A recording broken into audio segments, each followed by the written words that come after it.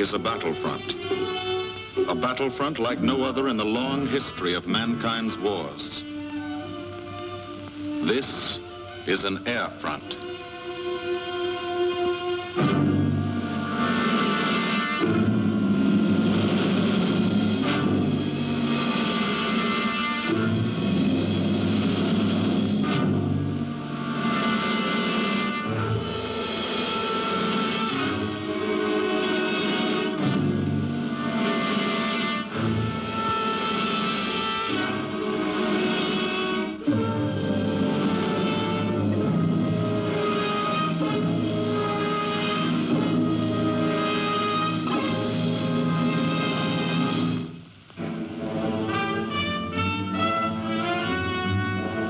The working day begins, as it will end, with the ground crews, as much a part of the fortress as her wings. If you're a mechanic, you've got your own bomber. You get attached to it.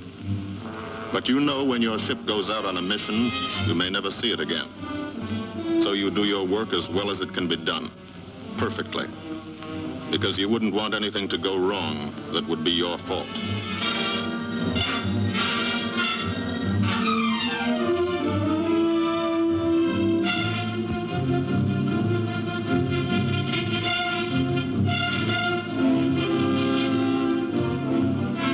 Today, the bombs will be taken from these bomb dumps somewhere in England and delivered to specific points in Wilhelmshaven, Germany.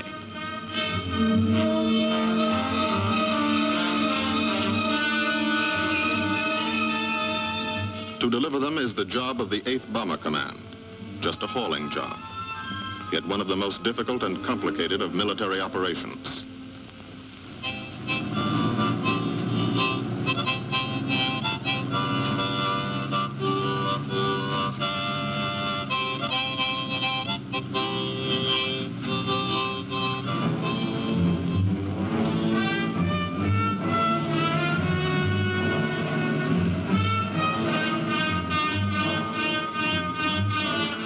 General-purpose demolition bombs, impact velocity as high as 750 miles an hour, pierce 5 inches of armor plate, destroy a factory. Briefing at 0800.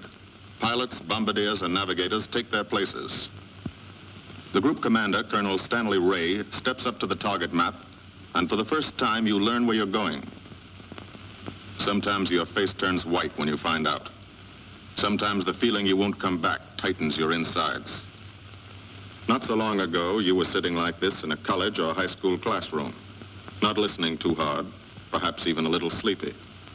But you listen here. And as you listen, you don't have time to think of yourself. Fear fades. You concentrate on the mission.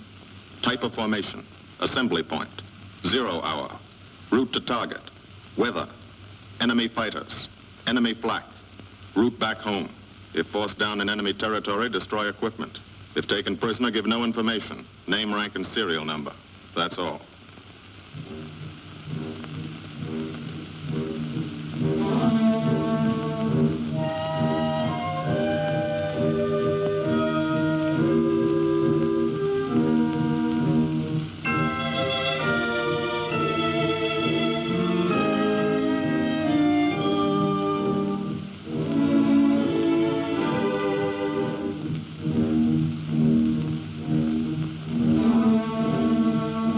These are the passengers with one-way tickets. And this is the crew of the Memphis Belle, 324th Squadron, 91st Heavy Bombardment Group. Just one plane and one crew in one squadron, in one group, of one wing, of one Air Force, out of 15 United States Army Air Forces. Well, fellas, we've never had an easy ride over there yet. And today won't be any different. No escort except unfriendly. So keep your eyes peeled. Don't get excited and yell when you're talking on the intercom. Save your ammunition and make your shots count. And let me know what goes on back there, Quinlan. Yes, sir. Stay on the ball, gang, and she'll bring us back like she's always done. Okay? Let's go.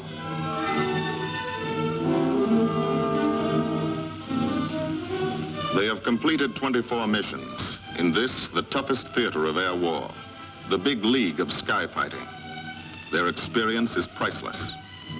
And so, if the Memphis Belle comes back this afternoon, they will be sent to bring the vital lessons they have learned to thousands of air crew men in training at home.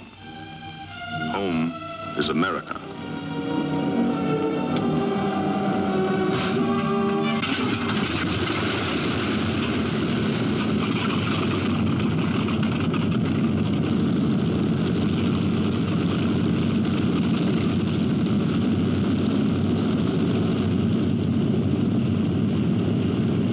This is a battlefront, like no other in this or any war.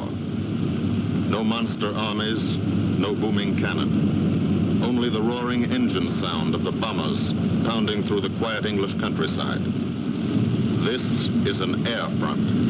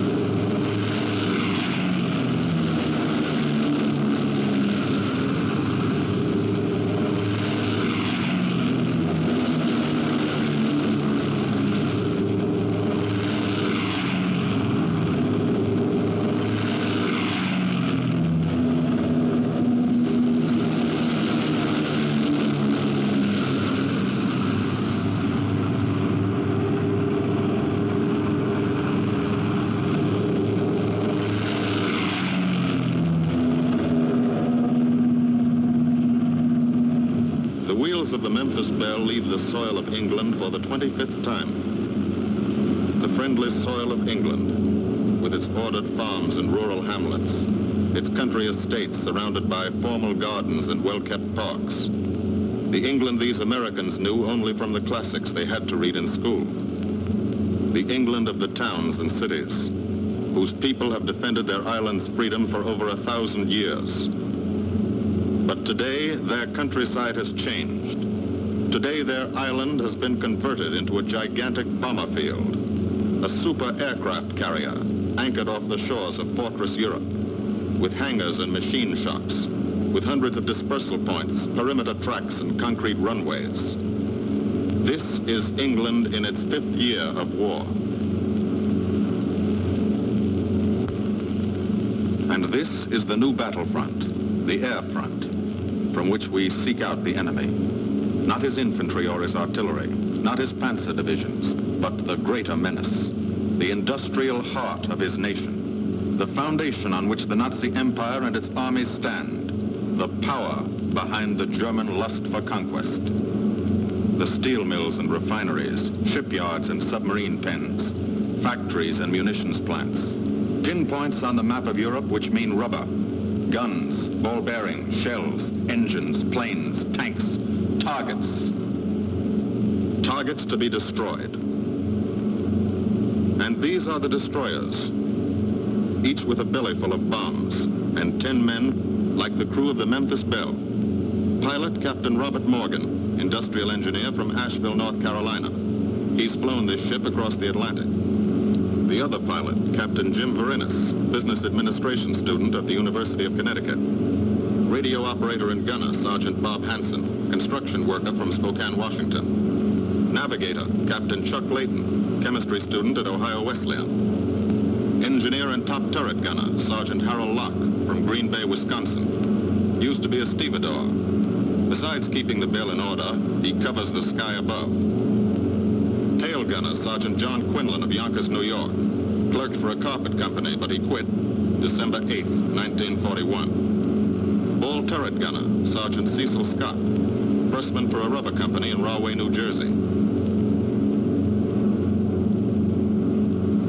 Pilot to crew, 10,000, put on oxygen. They're climbing higher now, 300 feet a minute. The strain on the planes and on the men is mounting. The rest of the crew, Bombardier Captain Vincent Evans, operated a fleet of trucks in Fort Worth, Texas. Waist gunners, on the right, Sergeant Bill Winchell, chemist for a paint company in Chicago. And on the left, Sergeant Tony Nastal, used to repair washing machines in Detroit when he was a kid. Now he's 19 and has 2 Nazi fighters, confirmed.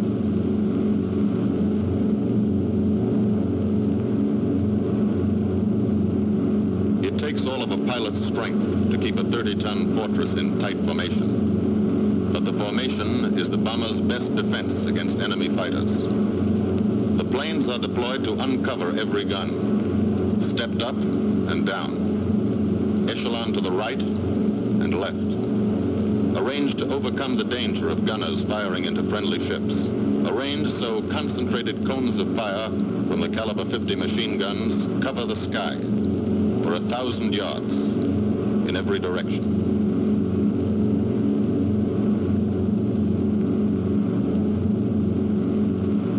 The friendly coast of England slips by below. It doesn't look like much now, but in a few hours when you come back, if you come back, this will be the most beautiful view in the world. Higher and higher, climbing to reach your best operational altitude, 25,000 feet, 5 miles straight up. So high you can't be seen from the ground with the naked eye. So high that after 1 minute without oxygen, you lose consciousness. After 20 minutes, you're dead.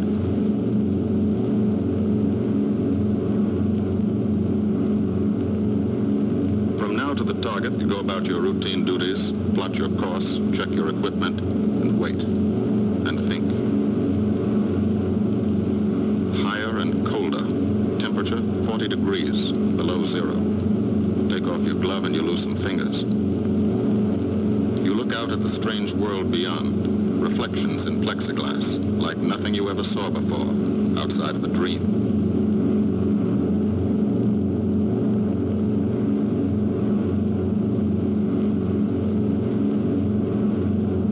Higher and higher into the lifeless stratosphere, until the exhaust of the engines mixing with the cold, thin air condenses and streams the heavens with vapor trails.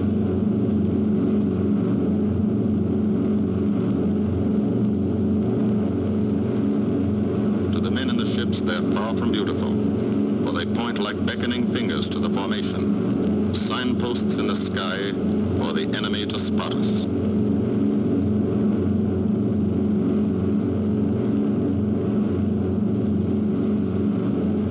For these bombers to accomplish their mission, a plan is needed.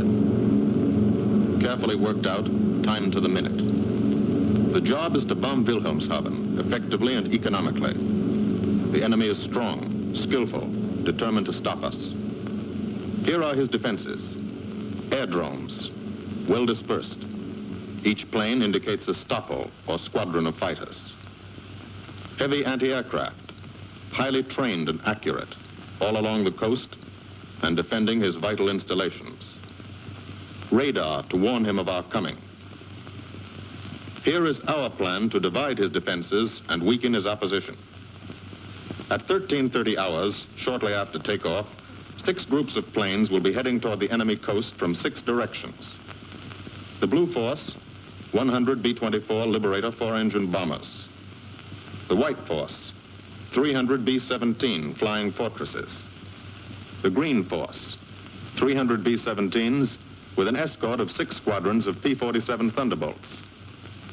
A force of B-26 Marauders, twin-engine medium bombers with 6 squadrons of RAF Spitfires escorting. Almost 1,000 planes and over 8,000 men in the air. The enemy alerts all his aerodromes. But which is our main force? What are our targets? Where should the Nazi controllers send their fighters? It's our job to make them guess, and guess wrong. A half hour later, at 1400 hours, the Blue Force will be heading east across the North Sea with the White Force following. These enemy fighters are tied down, waiting to meet them, and will not be able to attack the Green Force. These fighters must come up to attack the Green Force, and thus will be no threat to the Blue and White Forces. The B-26s and Spitfires will bomb and strafe a key rail junction, diverting these 6 Stockholm and preventing the enemy from concentrating too many fighters on the Green Force, which is scheduled to bomb an aircraft factory at Hanover. At 1430 hours, the Blue Force will threaten this entire coastal area of northwestern Germany. Which target will it be? Flensburg? The Kiel Canal? Or will it turn suddenly and bomb Hamburg, Wegesack, or Emden? Actually, it carries no bombs at all. It's a decoy and keeps the fighters from the northern area busy while the White Force, the main effort, heads for the submarine pens of Wilhelmshaven. At 1500 hours, while the White Force is over its target, only a fraction of the available German fighter strength of the area can intercept it. Because of the Blue Force diversion and the simultaneous bombing of Hanover by the Green Force. This is the plan of battle for today, drawn up by the Combined Operations Planning Committee and approved by the Commanding General. The White Force, lead group, low squadron. We've crossed the invisible line of enemy radar. The Hun is expecting us.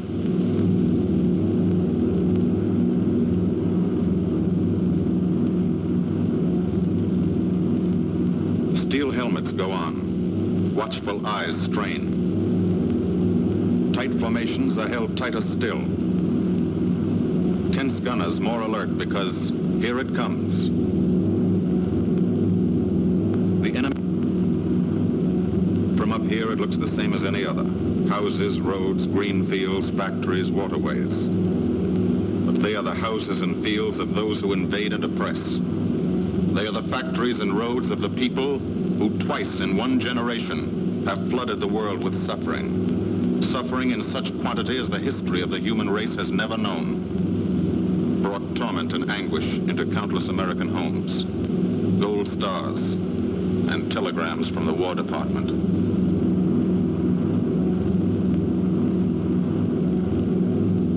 The first flak, just harmless-looking, silent puffs of smoke.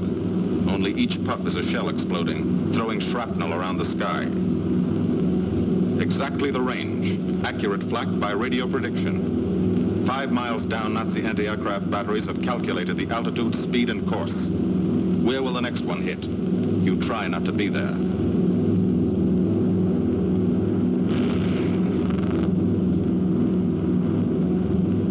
The docks and submarine pens of Wilhelmshaven. Approach to the target starts. No smoke screen can protect it.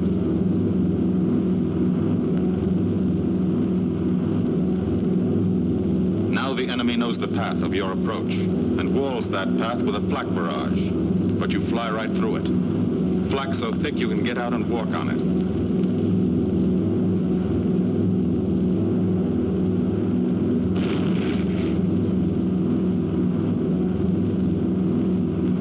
Changes course every 15 seconds. Evasive action to confuse the flak batteries.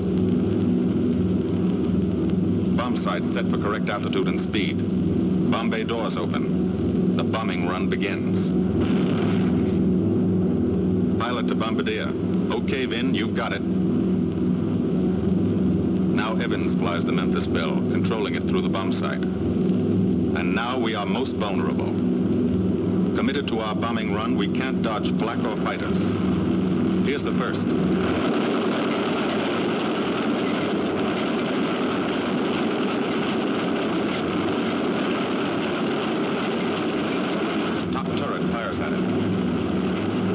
Evans must ignore the battle. Crosshairs lined up on target. Adjustments for wind drift made. Two more fighters diving from 9 o'clock. Flak now has the range too. They've hit this fort, but he keeps on his bombing run.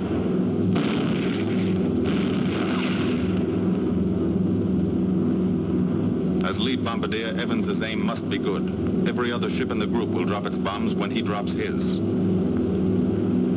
Now one pointer on the bomb site moves toward another stationary pointer. The instant they touch, bombs will release.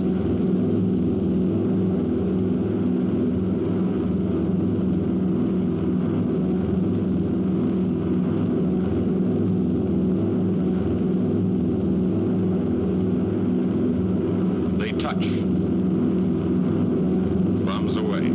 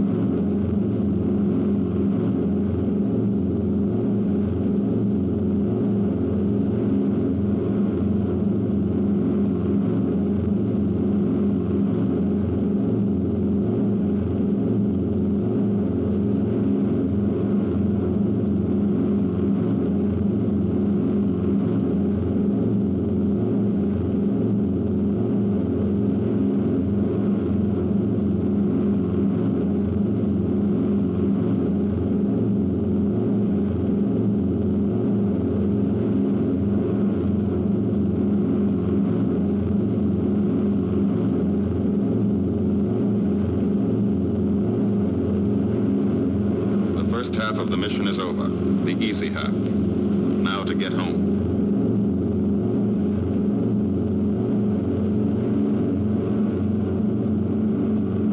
The flak stops. That means fighters out there somewhere.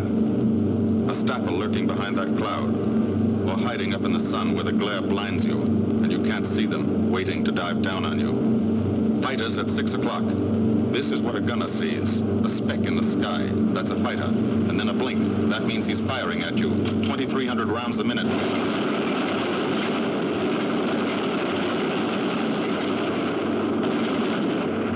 In a running battle, one of the most important instruments is the interphone.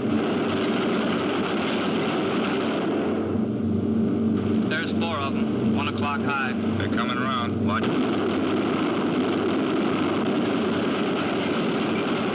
Two fighters, 6 o'clock up, coming in, diving out, Chief. B-17 in trouble out at 2 o'clock, watching. Got an engine on fire.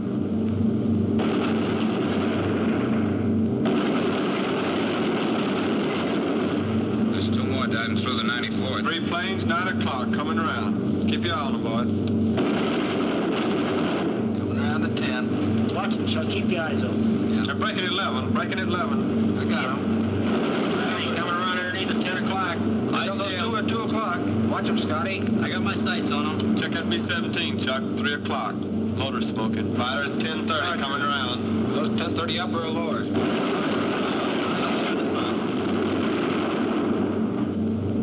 B-17 out of control at 3 o'clock.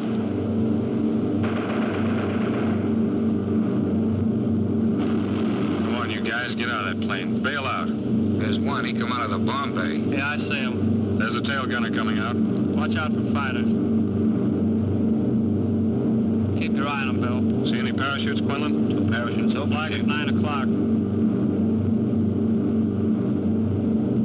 8 men still in that B-17. Come on, the rest of you guys. Get out of there. Come on, He's bail. on fire. There's 3 more shoots. Flag, 11 o'clock. Fighters, 6 o'clock. ME-109 at 3 o'clock. Keep after him, would you? I see him. I'm on him. Come on, you son of a bitch.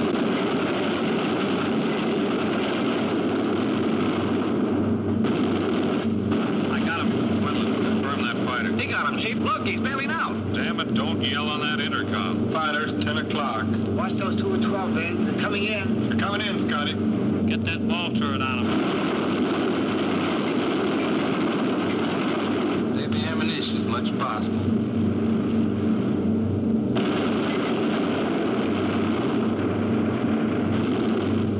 fighter coming in at 3 o'clock. He's coming in a half roll. Pull her up, Chief. Pull her up. Hurry.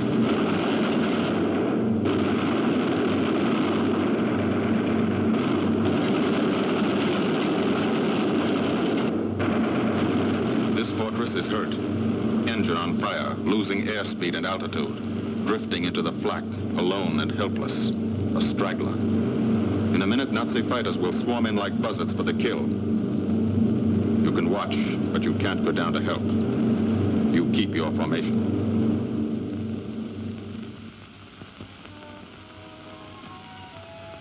Here, too, the mission is being flown. None the less real for being in the minds and hearts of these men behind.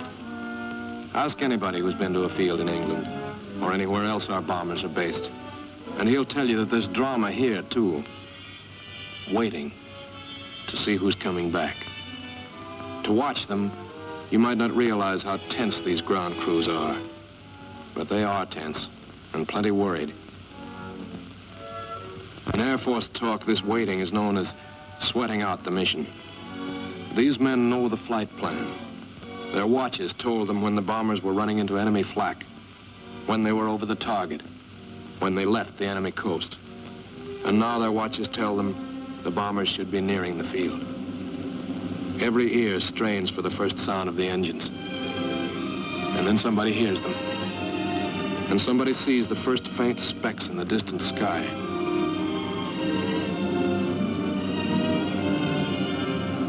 Every face turns to see and count.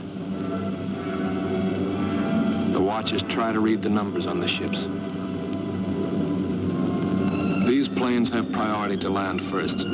The colored flares mean wounded aboard. In the hospital window, these watching men know what that means.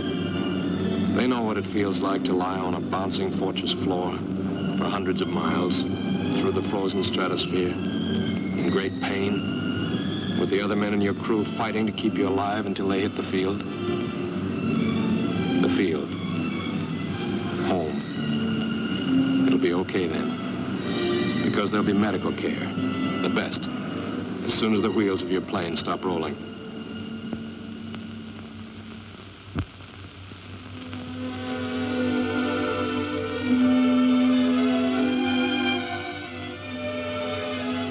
Head wound. Concussion. 20-millimeter cannon shell exploded in his radio compartment.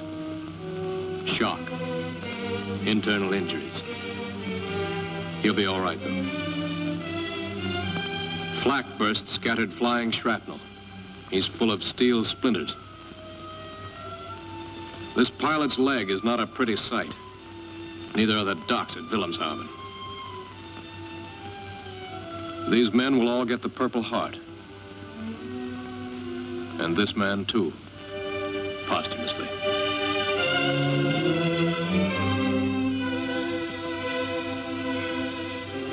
A transfusion right in the plane. This gunner is too weak to be moved. The new life-giving blood flowing into his veins might be the blood of a high school girl in Des Moines, a miner in Alabama, a movie star in Hollywood, or it might be your blood. Whoever it is, thanks. 36 planes left this field this morning.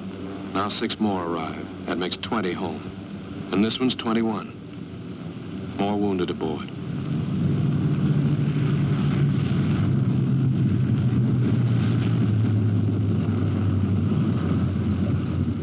.22, coming in with his left inboard engine dead.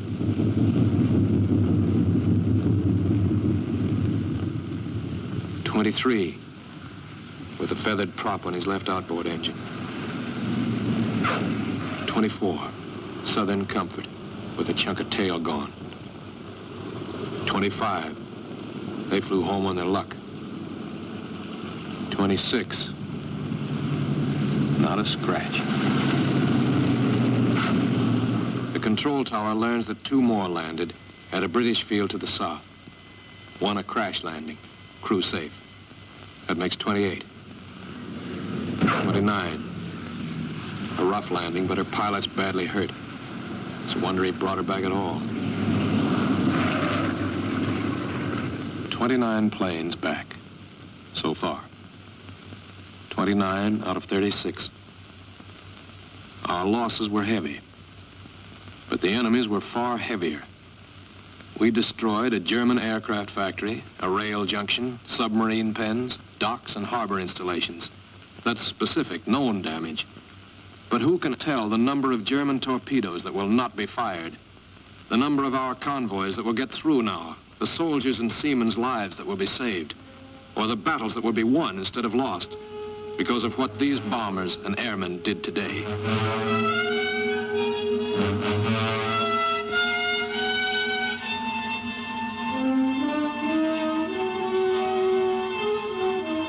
Pilot and tail gunner. They can laugh now. Fire on the inboard engine did this. Flames streaked back and burned the stabilizer, too. Another crew luck brought back.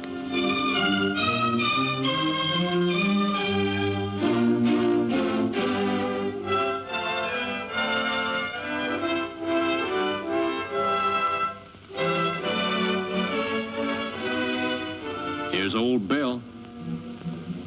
A pretty good airplane when it took off. Lost its nose, lost its navigator, bombardier wounded, top turret gunner and pilot hit. Hydraulic system shot out, no brakes, no flaps. But old Bill came back.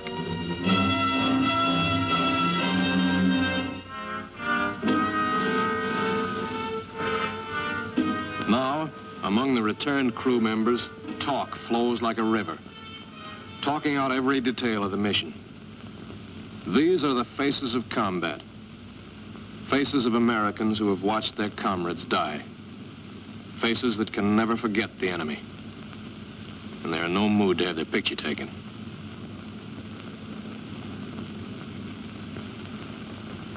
In the control tower, Colonel Ray, the group CO, is still watching and waiting. And then he spots the last flight. 3 more planes. And one of them is the ship everyone has been pulling for. The Memphis Belle. The last few miles of this trip have been a joyride. The strain is over. They can leave their guns now. Now they know they're going to go home. To Spokane, Green Bay, Asheville, Detroit, Chicago, Fort Worth, and Yonkers.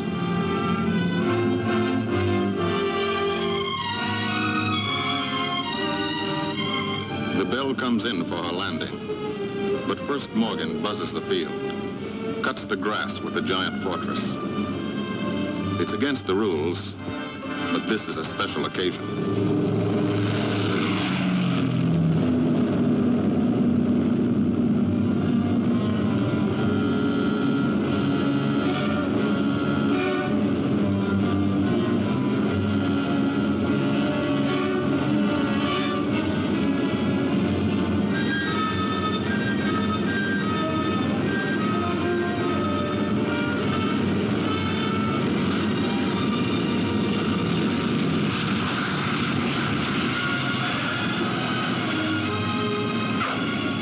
The Memphis Belle come back to the soil of England for the 25th time.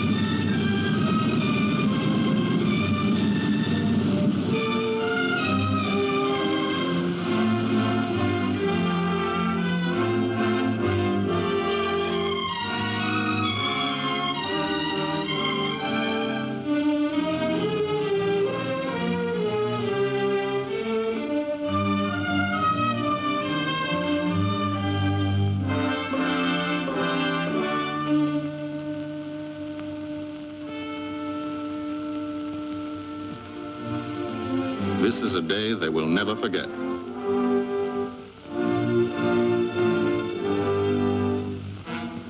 Another great day soon after, Brigadier General Hansel visited the field and presented the Distinguished Flying Cross to every member of the crew.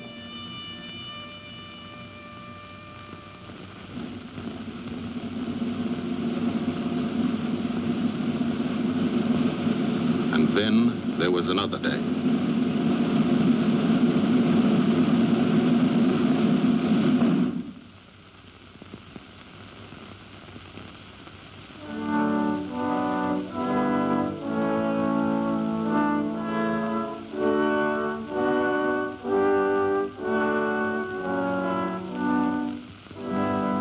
Their Majesties, the King and Queen of England.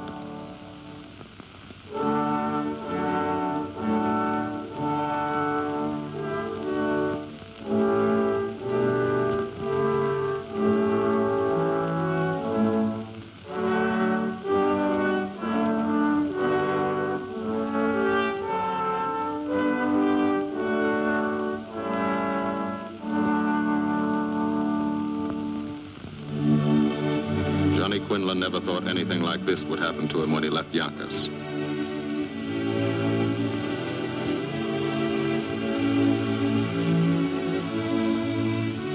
The ground crew were a little self-conscious about being dressed in fatigues, but the Queen thought they were very nice.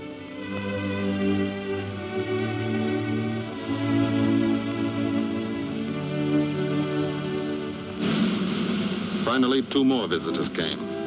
General Acre, commanding the 8th Air Force, and General Devers, U.S. commander of the European Theater. The Belle crew received them in flying clothes, as General Acre read the order for what he called their 26th and most important mission. Return to America to train new crews and to tell the people what we're doing here. To thank them for their help and support and tell them to keep it up so we can keep it up. So we can bomb the enemy again and again and again until he has had enough. And then we can all come home.